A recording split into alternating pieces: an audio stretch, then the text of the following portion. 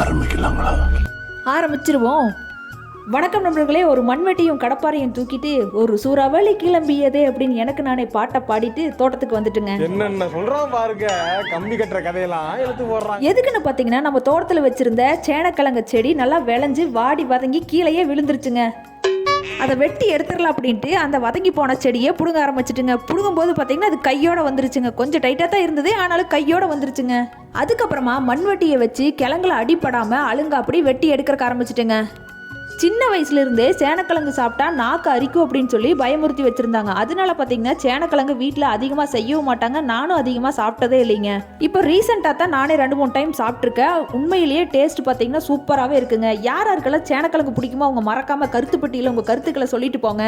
கிழங்கு சுற்றி இருக்கிற மண்ணை மண்வெட்டியை வச்சு அழுங்க அப்படி எடுத்து விட்டுட்டுங்க. இந்த டைமில் கிழங்குல அடிப்படாமல் பார்த்துக்கணும். கிழங்குல அடிபட்டுருச்சுன்னா சீக்கிரமாக கிழங்கு அழுகிருங்க. அதுக்கப்புறமா கடப்பாறையை வச்சு கிழங்குக்கு அடியில் விட்டு கொஞ்சமாக தூக்கும் போது பார்த்தீங்கன்னா கிழங்கு ஈஸியாக வந்துருங்க. நானும் பெரிய கிழங்கா கிடைக்கும் அப்படின்னு சொல்லிட்டு ஆசைப்பட்டேன். பட் நான் நினச்சது மாதிரி பெருசாக கிடைக்கலைங்க.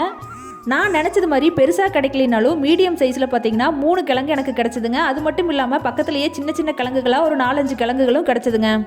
இந்த டைம் இந்த சேனக்கிழங்குகளை சமையலுக்காக நம்ம எடுத்துக்க போகிறது இல்லைங்க. ஏன்னா இந்த 3 கிழங்கையும் வச்சு இன்னும் நம்ம ஒரு 10 இடத்துல கிழங்கு போட்டு வைக்க போகிறோம். அதிலிருந்து நம்ம இன்னும் நிறைய உற்பத்தி செய்யலாங்க. இன்னைக்கான வீடியோவை இதோட முடிச்சுக்கிறேங்க. நாளைக்கு இன்னொரு வீடியோவில் பார்க்கலாம். டாடா, பாய் பாய்.